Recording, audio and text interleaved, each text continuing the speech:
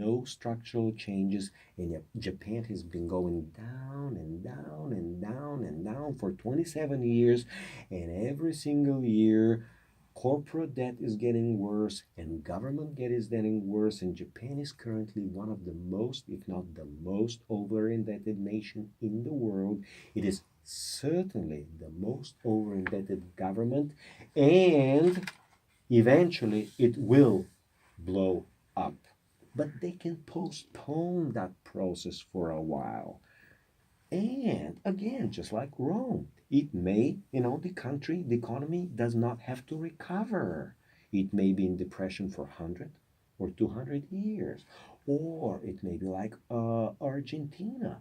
Argentina was significantly better developed than America 100 years It ago. was. And it could be on a 100-year decline and getting from bad to worse to worst, and it can keep going down and down.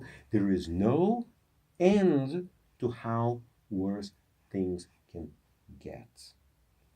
So, essentially, there are different routes, but unless the foundational problems are solved, one way or another, problems will be worse.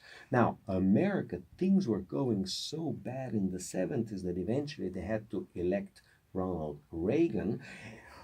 Paul Volcker had to raise interest rates to fantastic 22 or 25%. Long-term bonds were yielding 18% to really choke all credit in the economy and to purge all bad businesses, all bad credit. In other words, the financial system in the economy needs to go through the cleansing process where all bad and inefficient businesses are driven out of business to be replaced with better, more competitive industries and businesses. Japan has not done that. Okay, America postponed this problem. So each, it will depend on how each government will want to attack the problem. If they will even attack the problem, or they'll just mask the problem like Greece did for a long time. Example, Greece has been since 2012 13 in a horrible crisis. We Bulgarians went for a long time to be servants of the Greeks in their houses as housemates and everything else, and ag and farm workers. Things are so horrible in Greece now that they all come to Bulgaria. They're all opening their businesses in Bulgaria. Now, Bulgaria is infinitely better than Greece. Sounds absurd, but that's the reality. And the Greek government has done absolutely nothing to fix their economy. And the Greek economy is going down, down, down, and it's getting a lot worse, and it will get a lot worse. And the banks are still closed, they still have the capital controls, nothing has been fixed, and it's going to be getting a whole lot worse from here. Again, you cannot know how bad things must get before the pain, the social pain is so bad and so horrible to force the government to take measures. I mean, that was Syriza, and that was the election, what is it, 2 years ago when they elected a government to take Greece out of the European Union. But then the European Union got them by the throat and said, okay, well, your banking system will collapse and will stop the life support.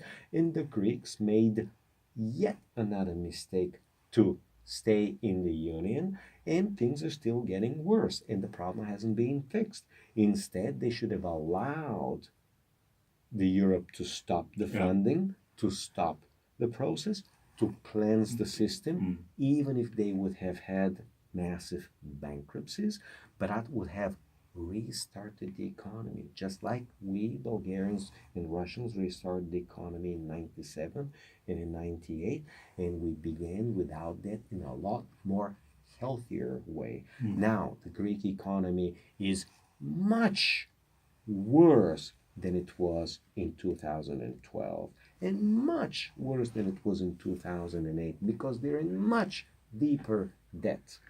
And the economy at the same time is in much worse productivity shape. So the real economy is much worse, and the debt level and indebtedness and overall it's called debt slavery is significantly worse. So it's poised for a revolution. Now, when they're going to stand up, we don't know. Greece is poised to have a fascist government. When and how, again, we don't know. And so is Spain, and so is Portugal. Again, how long the people will tolerate the pain before they rise is a hard question. The Japanese haven't risen 28 years now. No, that's true. Thank you very much for mentioning that reality will catch up with us sooner or later. Correct. And governments always postpone the problem to make it later if they could. That would be a thing for a psychologist to explain. I think it goes for many of us human as well. Yeah. Yeah. Thank you very much, Dr. Petrov. Thank you very much for being with us today, and thank you for introducing us to many different topics. Of course, you spoke a lot about things not relating directly to gold, but everything relates to gold, as you explained to begin with, because in order to understand the need to invest in gold, you need to understand the woes of that are inherent in those things that are not gold. Well, gold has been for thousands of years at the central. It has been the core of the monetary and financial universe. It always has been, and even now it is, even though governments tell us that gold is a barbarous relic. The Chinese government is buying gold and trying to base their currency on gold. The Russian government is buying gold, and other Middle Eastern governments are buying gold. So most of the Asian governments are buying and accumulating gold and preparing to have gold-based currencies, which are a lot more trustworthy, just like the British pound was for many centuries based on silver. It's a silver, and then switched to gold, just like US dollar was silver based for over 100 years until they switched and made it gold based. So every currency has been based on eventually silver and eventually gold. And this is still has been always, since there have been human civilizations and money, the financial center of the system, and it is still today, even though governments deny it. And it will be most likely based on 5,000 years of history. Thank you very much. Can you just please include that? So, dear listeners, we hope that you have then taken into consideration that to protect yourself before the bubble bursts, to find a safe haven, go to gold, because here at Peters Guldkorn, we truly believe that this could be not a permanent solution, but a perfect hedge against. Well, this is what and I've then tried thank him. to. Yes, this is what I've tried to But just to- explain for the last 35 minutes. Thank you very much. Thank you once again. Mange tak til Dr. Petrov. Det var et fantastisk interessant overblik, han gav os her.